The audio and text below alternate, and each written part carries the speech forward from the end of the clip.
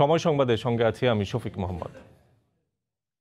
চতুর্থবারের মতো প্রধানমন্ত্রীর দায়িত্ব গ্রহণ এবং নতুন মন্ত্রিসভা গঠনের পর জাতির জনক বঙ্গবন্ধু শেখ মুজিবুর রহমানের সমাধিতে শ্রদ্ধা জানাতে আজ গোপালগঞ্জের টুঙ্গিপাড়া যাচ্ছেন প্রধানমন্ত্রী শেখ হাসিনা। বেলা 12টার দিকে নতুন মন্ত্রিসভার সদস্যদের নিয়ে টুঙ্গিপাড়ায় বঙ্গবন্ধু সমাধিতে প্রধানমন্ত্রীর শ্রদ্ধা নিবেদনের কথা রয়েছে। এ সময় প্রধানমন্ত্রীকে গার্ড অফ অনার দেবে সশস্ত্র বাহিনীর একটি চৌকস দল। এদিকে বঙ্গবন্ধুর প্রতি শ্রদ্ধা জানাতে ভোরেই ঢাকা থেকে বাস যাত্রায় টুঙ্গিপাড়ার উদ্দেশ্যে রওনা দিয়েছেন মন্ত্রিসভার সদস্যরা। জাতির জনকের সমাধিতে শ্রদ্ধা নিবেদন শেষে দুপুর 2টার দিকে ঢাকার উদ্দেশ্যে প্রধানমন্ত্রীর রওনা হওয়ার কথা রয়েছে। টুঙ্গিপাড়ায় প্রধানমন্ত্রী এবং মন্ত্রিসভার সদস্যদের আগমন উপলক্ষে গোপালগঞ্জে নিরাপত্তা জোরদার করা হয়েছে।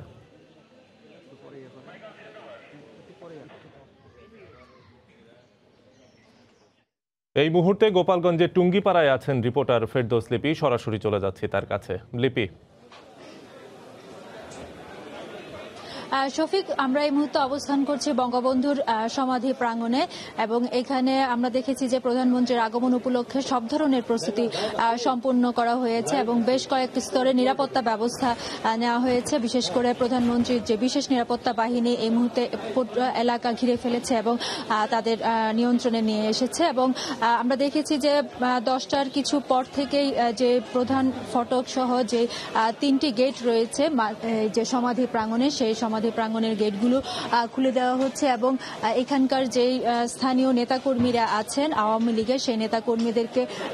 চেক করে তারপরে প্রবেশ করানো হচ্ছে এবং আপনি জানেন যে প্রধানমন্ত্রী ঠিক 12টায় হেলিকপ্টার যোগে টুঙ্গিপাড়ায় এসে নামবেন এবং তারপর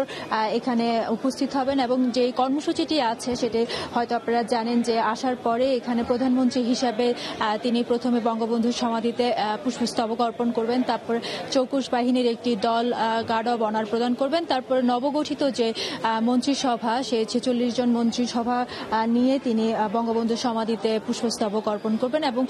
এই আনুষ্ঠানিকতা শেষে কিন্তু উনি প্রায় 1 ঘন্টা এখানে অবস্থান করবেন এবং আমরা জানি যে স্থানীয় যেসব নেতাকর্মী বা সিনিয়র যেসব নেতাকর্মীরা আসবেন তাদের সাথে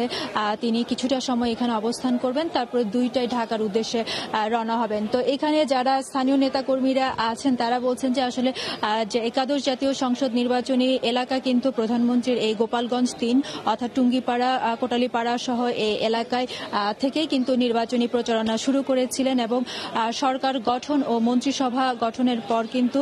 তিনি রাজধানীর বাইরে এই টুঙ্গিপাড়ায় আসছেন এবং বাংলাদেশের স্থপতি, স্বাধীন বাংলাদেশের স্থপতি জাতির জনক বঙ্গবন্ধুর সমাধিতে ফুল দিয়ে শ্রদ্ধা নিবেদন করবেন এবং এই কারণে এখানকার যে স্থানীয় জনগণ এবং নেতাকর্মী তারা বেশ উচ্ছ্বসিত এবং আপনি জানেন যে বাংলাদেশের রেকর্ড সংখ্যক পরিমাণ সরকার গঠন কিন্তু এই আওয়ামী লীগের এবং এই কারণে তারা বলছেন যে আগামীতে যে পথ চলা এবং এই সরকারের যে উন্নয়নমূলক কর্মকাণ্ড, এই কারণেই কিন্তু নির্বাচনীয় এলাকায় ব্যাপক সংখ্যক বিপুলভাবে কিন্তু প্রধানমন্ত্রী আওয়ামী লীগ সভাপতি শেখ হাসিনা জয়ী হয়েছেন এবং এখানকার যেসব উন্নয়ন কর্মকাণ্ড এই সামনে যে মেয়াদি আছে অর্থাৎ আগামী 5 বছরে সেগুলো শেষ করতে পারবেন এবং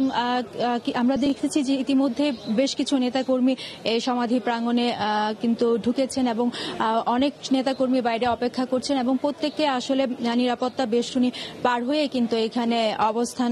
করতে হচ্ছে। তো শফিক, এই ছিল আমার কাছে সমাধি প্রাঙ্গণ থেকে এখনো পর্যন্ত সর্বশেষ। প্রধানমন্ত্রী এবং নতুন মন্ত্রিসভার সদস্যদের টুঙ্গিপাড়া সফর সম্পর্কে বিস্তারিত জানাচ্ছিলেন সহকর্মী ফেরদৌস।